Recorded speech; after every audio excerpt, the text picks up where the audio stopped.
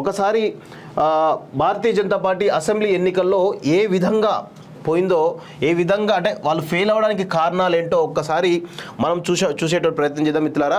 అయితే స్థానిక నాయకత్వం, అదేవిధంగా కేంద్ర నాయకత్వం, ఈ ఇద్దరు వ్యవహార శైలి వల్ల ఈరోజు బీజేపీ, భారతీయ జనతా పార్టీ ఈ సీట్లు వచ్చని చెప్పేసి మనం కొంత విశ్లేషణ చేయాల్సినటువంటి అవసరం ఉంది మిత్రులారా. దాని గురించి మనం మాట్లాడాల్సిన అవసరం ఉంది ఖచ్చితంగా.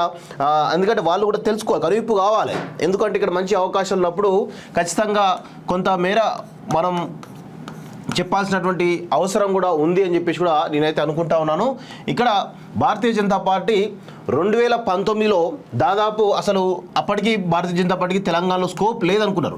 2018 ఎన్నికల్లో ఒక పార్లమెంట్, ఒక అసెంబ్లీ స్థానం, అంటే అది కూడా only గోషమాలకి పరిమితమైనటువంటి Bharatiya Janata party 2019 parliament ఎన్నికలకు వచ్చేసరికి అనూహ్యంగా 4 ప్రధానమైనటువంటి పార్లమెంటు స్థానాలు గెలుచుకోవడం జరిగింది. దాంతో ఇక్కడ మేమే ఆల్టర్నేటివ్ అనేటువంటి ఒక నరేషన్ ఈరోజు ప్రజల్లో బిల్డ్ అయిన విషయం మనందరం కూడా గుర్తుపెట్టుకోవాలి. ఎందుకంటే తెలంగాణలో వాస్తవంగా హిందుత్వవాదం పనిచేస్తుందా పనిచేయదా అనేటువంటి ఒక చర్చ బలంగా జరుగుతున్నటువంటి క్రమంలో వీళ్లకు భారతీయ జనతా పార్టీకి 4 సీట్లు అనేవి ప్రధానంగా చాలా బలాన్ని ఇవ్వడం జరిగింది. ఇక్కడ మేమే ఆల్టర్నేటివ్ అనేటువంటి ఒక రకమైనటువంటి నరేషన్ అయితే బిల్డ్ కావడం జరిగింది వాస్తవంగా. అయితే ఈ క్రమంలో 2019 నుంచి 2023 కర్ణాటక ఎలక్షన్స్ ముందు వరకు కూడా భారతీయ జనతా పార్టీ కేసీఆర్ ప్రభుత్వం పైన, కేసీఆర్ అవినీతి పైన, కేసీఆర్ అరాచకాలపైన పోరాడినటువంటి తీరుతోటి ఇక్కడ అధికారంలోకి మేమే వస్తామన్నటువంటి ఒక భ్రమల్లో భారతీయ జనతా పార్టీ ఉండడం జరిగింది వాస్తవంగా. కానీ ఇక్కడ ఏమైంది అంటే 2019 నుంచి 23 వరకు మీరు చూడండి, చాలా వరకు కనీసం ఖమ్మం, నల్గొండలో కూడా కనీసం డిపాజిట్లు కూడా రాలేదు. అంటే ఆ పరిస్థితి ఏ విధంగా ఉంటే, వాళ్ళ నిర్మాణం ఏ విధంగా ఉందో ఒక్కసారి మనం ఆలోచించాల్సిన అవసరం ఉంది. ఇక్కడ నిర్మాణం ఏదైతే ఉందో, భారతీయ జనతా పార్టీ నిర్మాణం ఏదైతే ఉందో ఇది కంప్లీట్గా శూన్యం అని చెప్పొచ్చు వాస్తవంగా. కేవలం ఎక్కడైతే ఎంపీ స్థానాలు గెలిచిందో, ఎక్కడైతే హిందుత్వం బలంగా ఉంటుందో అక్కడ బలపడ్డది తప్ప నిర్మాణపరంగా వీళ్ళు ఫెయిల్ అయ్యారని చెప్పేసి మనం చెప్పవచ్చు. ఇప్పటికైనా భారతీయ జనతా పార్టీ ఆ నిర్మాణం పైన దృష్టి పెట్టాల్సిందిగా కోరుతా ఉన్నాను. సో ఇక్కడ చాలా వరకు భారతీయ జనతా పార్టీకి 2019లో 4 సీట్లు వచ్చిన తర్వాత 2020లో రఘునందన్ గెలుపు, ఆ తర్వాత 2021లో ఈటల రాజేందర్ గెలుపు, ఆ తర్వాత జిహెచ్ఎంసీ ఎన్నికలు, ఆ తర్వాత ఇక కొన్నిట్లో ఫెయిల్ అయినప్పుడు కూడా మునుగోడులో కూడా చాలా ప్రధానమైనటువంటి ఓటు బ్యాంకు సంపాదించుకోవడంతో నల్గొండలో కూడా చాలా బలపడ్డట్టు కనబడ్డాయి వాస్తవంగా. సో వీటిలలో ఇవన్నీ రిజల్ట్స్ కూడా పాజిటివ్ రావడంతో భారతీయ జనతా పార్టీ ఆల్టర్నేటివ్ అనేది ఒక క్లియర్ కట్గా జనాల్లోకి ఒక మెసేజ్ అయితే పోవడం జరిగింది. కానీ 2023లో జరిగినటువంటి పరిణామాలు మనం చూసినట్లయితే ఇక్కడ క్లియర్గా 2023 కర్ణాటక ఎన్నికల ఫలితాల తర్వాత భారతీయ జనతా పార్టీ అదేవిధంగా బీఆర్ఎస్ రెండు ఒకటే అనేటువంటి ఒక నరేషన్, ఒక చర్చ బలంగా జరుగుతున్నటువంటి క్రమంలో దీన్ని కనీసం ఖండించలేనటువంటి పరిస్థితిలో భారతీయ జనతా పార్టీ ఉండడం జరిగింది. అది భారతీయ జనతా పార్టీ రోజు 8 సీట్లకు పరిమితం కావడానికి ఇదొక రీజన్ కనబడతా ఉంది. అదేవిధంగా బీఆర్ఎస్ కూడా ఈ యొక్క నరేషన్ని పెద్దగా తిప్పికొట్టేట్టు ప్రయత్నం చేయకపోతే ఈరోజు అధికారం కోల్పోవడం కారణం కూడా ఇదొక నరేషన్, ఇదొక విషయంగా కారణం కూడా మనం చెప్పవచ్చు వాస్తవంగా. అయితే ఇంకొక విషయం ఏంటంటే కవిత ఢిల్లీ లిక్కర్ స్కామ్లో దాదాపు అందరూ అరెస్ట్ అవ్వడం జరిగింది, ఒక కవిత తప్ప. ఇప్పటికిప్పుడు అరవింద్ కేజ్రీవాల్ కూడా నోటీస్ రావడం జరిగింది. అరవింద్ కేజ్రీవాల్ చుట్టూ కూడా ఉచ్చుబిస్తున్న క్రమంలో కవిత యొక్క పరిస్థితి ఈరోజు ఆమెను అరెస్ట్ చేయకపోవడం, అదేవిధంగా బీజేపీ బీఆర్ఎస్ ఒక్కటైనట్టు కోణంలో ఈరోజు వీటిపైన పెద్ద ఎత్తున భారతీయ జనతా పార్టీ తిప్పికొట్టే ప్రయత్నం చేయకపోవడంతో ఈరోజు భారతీయ జనతా పార్టీ 8 సీట్లకు పరిమితమైంది అనేది మనందరం కూడా గుర్తుంచుకోవాలి. అయితే ఇక్కడ కేంద్ర అధినాయకత్వం చాలా రకాల ఈ విషయంలో, ఈ కవిత అరెస్ట్ విషయంలో కావచ్చు, భారతీయ జనతా పార్టీ బీఆర్ఎస్ ఒకటే అనేటువంటి నరేషన్ ఏదైతే ప్రజల్లో బలంగా వేలునుతుందో ఆ సమయంలో వాళ్ళు ఒక ఖచ్చితమైనటువంటి నిర్దిష్టమైనటువంటి కనీసం ప్రజలకు ఒక క్లారిటీ ఇచ్చేటువంటి ప్రయత్నం చేయలేదు. అదేవిధంగా వీళ్ళు ఇంకొక 2 రకాల ప్రయత్నాలు చేయడం జరిగింది. అంటే ఎప్పుడైతే నిర్మాణం జరగాలి, అంటే ఎప్పుడైతే చేంజ్ చేయాలో అప్పుడు చేంజ్ చేయకుండా తమకు అవసరం ఉన్నప్పుడు చేంజ్ చేసినటువంటి ఈ యొక్క కార్యవర్గం ఏదో బండి సంజయ్ కానీ, ఈటల రాజేందర్ విషయంలో కానీ, లేదంటే కిషన్ రెడ్డి విషయంలో కానీ ఈ మార్పులు ఏవైతే జరిగినాయో వీటిలలో కూడా కొంత క్లారిటీ మిస్ అయింది. అందుకే ముందుగా కార్యకర్తల్లోనే ఫస్ట్ ఆఫ్ ఆల్ ఒక నిరుత్సాహం ఏర్పడింది, తర్వాతనే ప్రజల్లో పెద్ద ఎత్తున పోయింది. అంతేకాకుండా కోమటిరెడ్డి రాజగోపాల్ రెడ్డి, అదేవిధంగా విజయశాంతి, వివేకు, జితేందర్ రెడ్డి, ఇలా వీళ్ళందరూ కూడా కొంత పార్టీకి ఇబ్బందికరమైనటువంటి పరిస్థితి తీసుకొచ్చినప్పుడు వీళ్ళని కంట్రోల్ చేయలేని పరిస్థితి కనబడ్డది.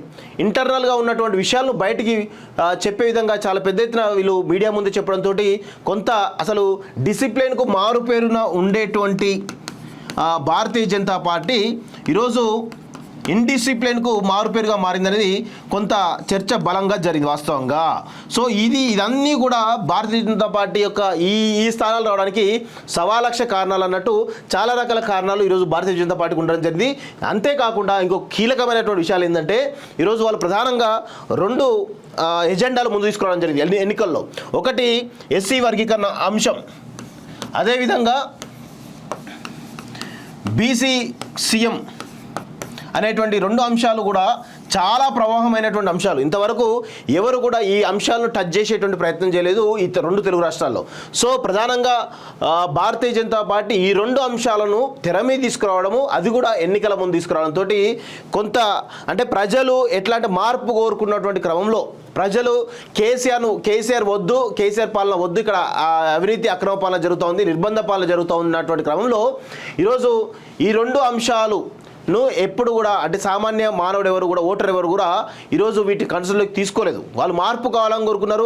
అక్కడ గెలిచే అభ్యర్థి ఎవరు, ఆయనకే ఓటు ఇద్దామనేటువంటి వ్యవహార శైలిలో ఒక మైండ్ సెట్ తోటి ఓటర్ ఉండడంతో ఈ 2 వాదాలు పనిచేయలేదు. కొంతమేర పనిచేయలేదు కనుక ఎక్కడైతే అభ్యర్థులు బలంగా ఉన్నారో అక్కడ పనిచేయలేదు. ఎందుకు అంటే దాదాపు 8 ఎమ్మెల్యే స్థానాలు కావచ్చు, 2వ స్థానంలో ఉన్నటువంటి దాదాపు 19 మంది 2వ స్థానంలో ఉండడం జరిగింది వాస్తవంగా. సో ఇక్కడ ఈ వాదం పనిచేసింది. ఎందుకు వాదం పనిచేసింది అంటే ఇక్కడ బలమైనటువంటి అభ్యర్థులు ఉన్నారు కాబట్టి వీళ్ళకి ఓట్లేస్తే గెలుస్తారు అనేటువంటి కోణంలో ఇక్కడ ఈ ఎస్సీ వర్గీకరణ అంశం కానీ బీసీ సీఎం అంశం కానీ ఇక్కడ పనిచేసింది తప్ప మిగతా చోట్ల ఎక్కడైతే క్యాండిడేట్ వీక్ ఉన్నారో అక్కడ చాలా వరకు ఖమ్మం కానీ నల్గొండ కానీ వరంగల్ లాంటి ప్లేసెస్లో క్యాండిడేట్ చాలా వరకు వీక్ ఉన్నారు వాస్తవంగా. సో అక్కడ బీసీ సీఎం అనేటువంటి నినాదం కానీ ఎస్సీ వర్గీకరణ అంశం కానీ ఇక్కడ కూడా పనిచేయలేదు వాస్తవంగా. సో వాళ్ళు అంటే కేంద్ర నాయకత్వం యొక్క అలసత్వమా లేదంటే ఇక్కడ ఇంకొక నరేషన్ కూడా మీకు చెప్పాలి మిత్రులారా. ఇది చాలా ఇంపార్టెంట్ విషయం, చాలా ఇంపార్టెంట్.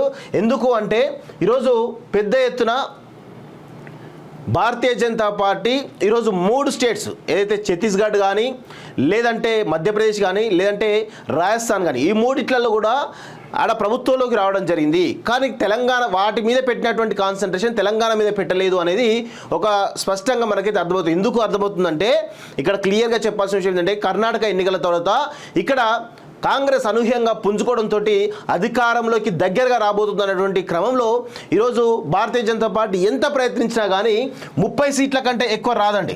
30 సీట్ల కంటే ఎక్కువ రాదు అనేది వాళ్ళకు ఒక క్లారిటీ ఉండడం జరిగింది తప్ప. సో అందుకే 30 సీట్లతో ఇక్కడ అధికారంలోకి రాము అనేది తేలిన తర్వాత వీళ్ళు ఏం చేశారంటే కర్ణాటక తర్వాత ఈ తెలంగాణలో కూడా తెలంగాణని ఈరోజు కాంగ్రెస్ పార్టీకి ఎరవేసి ఆ 3 స్టేట్స్ని కొట్టుకురావడం జరిగింది వాస్తవంగా. ఎందుకు అలా జరిగింది అంటే ఛత్తీస్గఢ్లో మీరు చూడండి ఎలక్షన్ ముందు వరకు కూడా ఎలక్షన్ తర్వాత కూడా ప్రీపోల్ పోస్ట్పోల్లో అక్కడ కాంగ్రెస్ పార్టీ అధికారంలోకి వస్తుందని చెప్పేసి పెద్ద ఎత్తున ప్రచారం జరిగింది. అదేవిధంగా మధ్యప్రదేశ్లో కూడా ఈరోజు బోటాబోటి మెజార్టీతో కానీ లేదంటే కాంగ్రెస్ కూడా పెద్ద ఎత్తున అధికారంలోకి వచ్చేటువంటి అవకాశాలు ఉన్నాయనేటువంటి ఒక చర్చ ఒక సర్వేలు కూడా బలంగా జరిగినాయి. కానీ వీళ్ళు తెలంగాణలో కాంగ్రెస్కి ఎరేయడంతో కాంగ్రెస్ పార్టీ ఏం చేసిందంటే ఎట్లాగో ఛత్తీస్గఢ్లో వస్తుంది, మధ్యప్రదేశ్ కూడా వస్తున్నాం కదా, ఒకవేళ తెలంగాణను కనుక మనం ఓన్ చేసుకోగలిగితే తెలంగాణలో ఈరోజు ఇది ఒక ఫైనాన్షియల్ హబ్గా ఉంటుంది. తెలంగాణ మరియు కర్ణాటక ఈ రెండింటి కూడా ఫైనాన్షియల్ హబ్గా ఉంటాయి కాబట్టి వాళ్ళ కాన్సన్ట్రేషన్ వాళ్ళ యొక్క వనరులు అన్ని రకాల వనరులు కూడా హైదరాబాద్ కేంద్రంగా తెలంగాణ కేంద్రంగా వినియోగించడంతో వాళ్ళు ఇక అధికారంలోకి వస్తే బాగుంటుంది తెలంగాణలో అనేటువంటి ఒక చర్చ బలంగా జరిగినట్టు క్రమంలో వాళ్ళంతా కూడా మోడీ అదేవిధంగా అమిత్ షా ఆడినటువంటి గేమ్లో పావులుగా కాంగ్రెస్ పార్టీ మారిందనేది స్పష్టంగా మనమైతే చెప్పగలం వాస్తవంగా. అందుకే ఇక్కడ విషయం ఏంటంటే తెలంగాణను కాంగ్రెస్కి ఎరేసి ఆ 3 స్టేట్స్ని ఈరోజు భారతీయ జనతా పార్టీ తమ ఖాతాలో వేసుకోవడం జరిగింది. అంతే తప్ప వేరే విషయం ఏం జరగలేదు. సో వాళ్ళు స్ట్రాటజికల్గా ఉన్నారు, వీళ్ళు స్ట్రాటజికల్గా ఉన్నారు. కానీ ఇక్కడ కన్ఫ్యూజన్లో ఉన్నది ఎవరే అంటే లీడర్లు కార్యకర్తలు మాత్రమే. సో ఇక్కడ వాస్తవంగా వాళ్ళు కరెక్ట్గా తలుచుకుంటే భారతీయ జనతా పార్టీ కరెక్ట్గా ఇక్కడ ప్రచారం చేసి ఒక స్ట్రాటజికల్గా పోతే మాత్రం ఖచ్చితంగా 30 సీట్లకు ప్లస్గా వచ్చేటువంటి అవకాశాలు ఉండే వాస్తవంగా.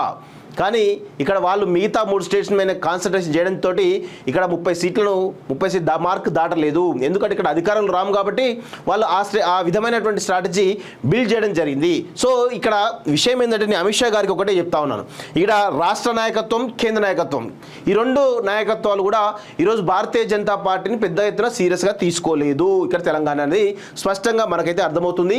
సో ఇక ఇవన్నీ ఉన్నాయి, నిర్మాణం కానీ మిగతా విషయాలు కానీ కాంగ్రెస్ పార్టీకి సంబంధించినటువంటి వాళ్ళు చేస్తున్నటువంటి నరేషన్ని తిప్పికొట్టడం కానీ. ఇంకొక విషయం కూడా మీకు చెప్పాలి, ఎలక్షన్ సమయంలో భారతీయ జనతా పార్టీ కనీసం యాడ్స్ విషయంలో ఏదైతే ప్రకటనల విషయంలో కూడా కనీసం ఆ పార్టీ మేనిఫెస్టో ప్రకటన కూడా ఈరోజు క్లియర్గా చెప్పలేనటువంటి పరిస్థితి కనబడతా ఉంది. ఎక్కడ కూడా ఒక స్ట్రాటజీ టీం లేదు, ఒక స్ట్రాటజీ లేదు, ఏది కూడా ఒక నరేషన్ బిల్డ్ చేసేటువంటి ప్రయత్నం భారతీయ జనతా పార్టీ ఎక్కడ కూడా చేయలేదు. సో ఆ విధంగా అనేకమైనటువంటి లోపాలు ఉన్నాయి. అదేవిధంగా క్యాండిడేట్ సెలక్షన్ విషయంలో చాలా బలంగా జరిగిందనేది వాస్తవం అక్కడ. కానీ మార్పు కోరుకున్నారు ప్రజలు, మార్పు కోరుకొని ప్రజలకు ఒక ఆల్టర్నేటివ్ కావాలి కాంగ్రెస్ అని డిసైడ్ కాబట్టి భారతీయ జనతా పార్టీ దగ్గర వెళ్ళి, లేకపోతే భారతీయ జనతా పార్టీ ఖచ్చితంగా 30కి పైగా సీట్లు వచ్చేటువంటి అవకాశం బలంగా ఉండే వాస్తవంగా. సో ఇదంతా కూడా అమిత్ షా గారు ఖచ్చితంగా మీరు దీన్ని దృష్టిలో పెట్టుకొని ఇక మరి మీ పార్టీ నిర్మాణం చేసుకోవాల్సిందిగా కోరుతా ఉన్నాను. ఎందుకంటే ఇక్కడ భారతీయ రాష్ట్ర సమితి బీఆర్ఎస్ పార్టీ రాబోయే రోజుల్లో కనుమరుగయ్యే అవకాశం ఉంది. సో ఆల్టర్నేటివ్గా ఎదగడానికి భారతీయ జనతా పార్టీకి స్కోప్ ఉంటుంది కాబట్టి ఆ దిశగా మీరు ఆలోచించాల్సినటువంటి అవసరం ఉంది వాస్తవంగా. అందుకే ఈరోజు మీరు నిర్మాణ పరంగా కావచ్చు, మిగతా విషయాల పరంగా కావచ్చు, కొంచెం కాన్సన్ట్రేషన్ చేస్తే ఈజీగా మీరు నెక్స్ట్ అధికారంలోకి వచ్చేటువంటి అవకాశాలు బలంగా ఉన్నాయి వాస్తవంగా.